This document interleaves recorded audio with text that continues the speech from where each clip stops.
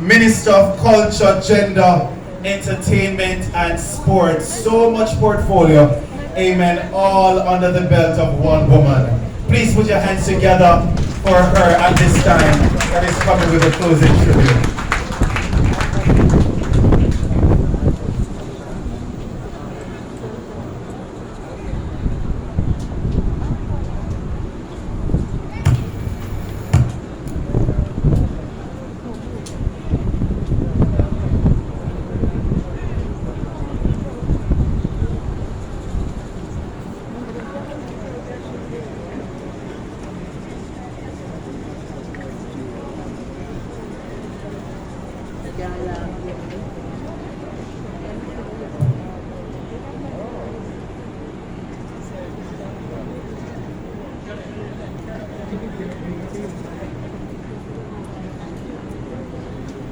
Thank you so much.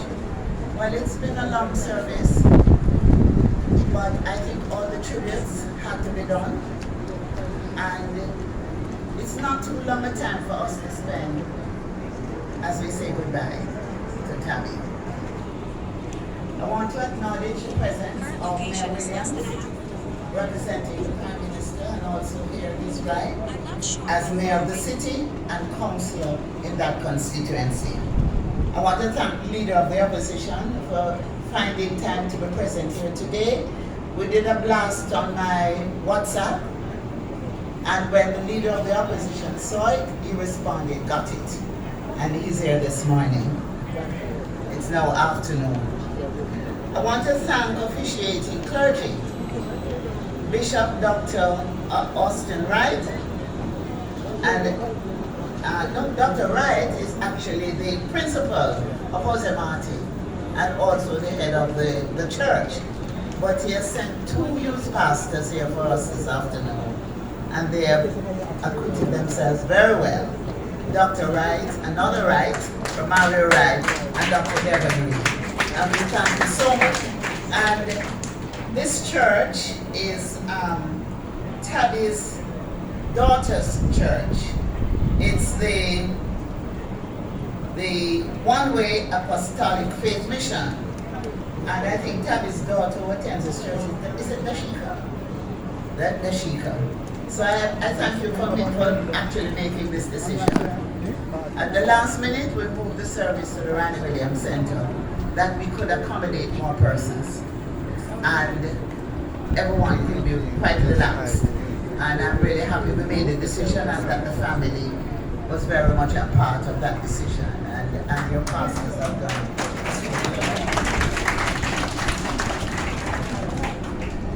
I just want to, in a general way, acknowledge all the singers, songwriters, players of instruments, practitioners in the industry who are present here today. Thank you all for coming.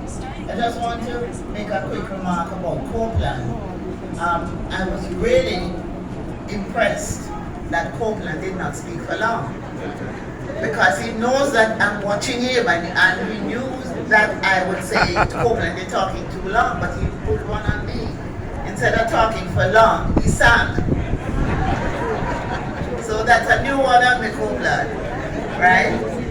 And I just want you all to know that the Leader of the Opposition, his presence here, is not just as Leader of the Opposition, but I don't know how many of you know that he's a wicked DJ.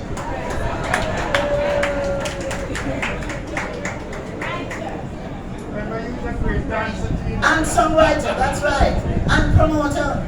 He lost his money when his stage event where Mighty Diamonds performed. But that's the experience of most of us who put on events. Right? Until we hit the jackpot, we usually lose the money. Right? And I want to thank Tony Mack for coming forward and to say if he didn't discover Mighty Diamonds, we wouldn't be here today saying farewell to Tabby, but he would be just gone off in the sunset without any recognition. So it is with deep sadness that I stand here to deliver a remembrance to my friend, my brother, my singer, Grammy nominee, and reggae music icon, Dr. Donald, Mr. Donald, Orlando Shaw, Tabby Diamond, Odie. When I heard the news about Tabby, I was indeed shocked. As a founding member of the Mighty Diamonds, a group from, I would say, from the western end of Kingston, specifically Trenchtown, but the western end of Kingston, spreading from Trenchtown to downtown Kingston, was and has been and still is the cradle of Jamaican music. And Tabby's untimely death was a real and sudden loss, not just to Jamaica, not just to the Jamaican and reggae music industry, but in fact to the world. It was hard enough, my brothers and sisters, to lose so many of our musical icons to COVID-19. It was so hard to lose Bonnie Diamond, but it was much harder to bear the loss of Tabby Diamond to gun violence, because his death was untimely and unnecessary. I can attest to the fact that Tabby was never a negative individual, a hostile individual. As one would say, he didn't give anybody no school fees. He was always smiley, always pleasant, never give nobody no bad appetite. He was just cool, as I would say, just a cool individual, jovial, and always looked out for people, and would freely give of himself. There are many stories of how he would give to children who are not his own, nor within his family. Just any child on the road. He would help them. He would help them with lunch money, or comfort a crying baby who just happened to be passing. He was, I think of Tabby and I think of that person, tender, loving person, and a real charm. I know some of the ladies would be charmed with his voice and his smile and his cool approach. So that was Tabby Diamond, a caring human being. And through his Rastafari liberty, loved all and was his brother's keeper. That is whom we have lost. That is whom has been taken from us violently. But while we are saddened, while we are angry, we today instead should choose to celebrate and give thanks to God for this icon, an extraordinarily talented artist whose outward projection was the very embodiment of the Jamaican spirit of one love. Donald Tabby Shaw Diamond, as lead vocalist, formed the Mighty Diamonds. In 1969, with Fitzroy, Bonnie Simpson, Lloyd George Ferguson, all three were schoolmates who had previously named their group the Limelights. Known for their stage choreography and regarded for their smooth harmonies, the Mighty Diamonds were heavily influenced by the stylistics, the impressions, and the temptations from the United States, as well as by local acts like John Holt and Ken Booth.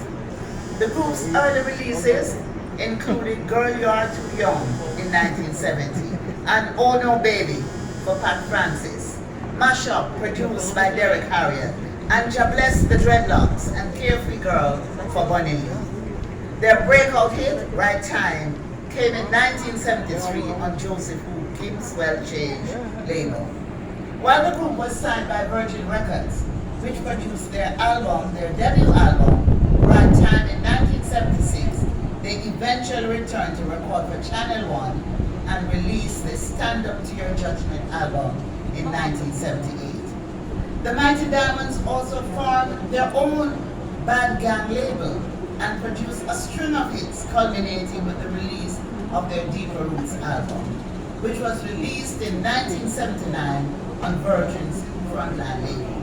The group also enjoyed great international success, collaborating with someone who is present here today, famous producer Gussie Clark, on the hit Pass the Kochi. Released originally on Clark's Full Up Rhythm, and you all know the song was later covered by the group Musical Youth in the United Kingdom under the name passed the duchy, and the rest is history. I recall when Tabby poured out his soul during the Mighty Diamonds performance at Reggae Sunsplash, as the leader of the opposition noted. And that live recording was actually made into an album, because then you could tell that Tabby was a master vocalist. Here was another youth from the inner city, a ghetto youth, who had come and wowed the world. Tabby, one of the silkiest, smoothest, nicest voice that Jamaica has ever produced. Yeah, man, true that. And you should applaud for that.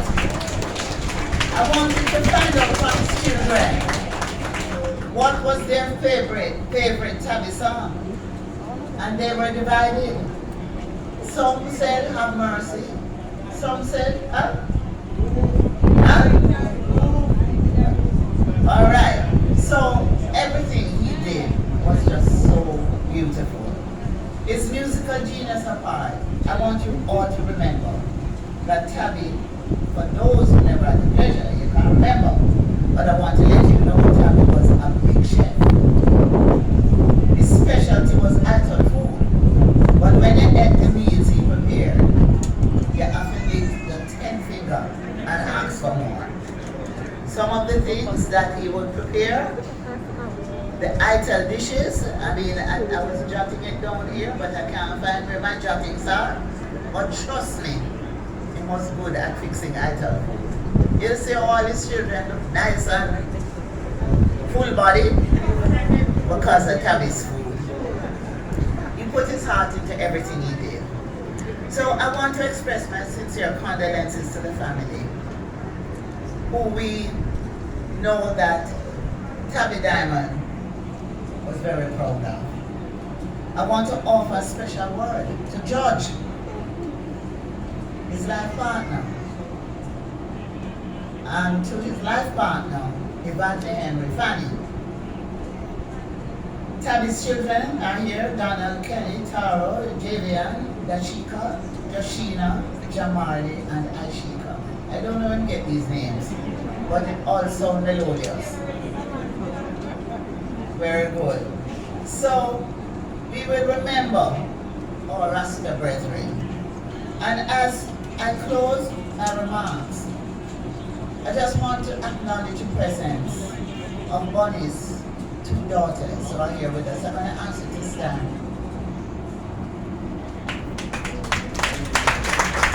They are here to share with you.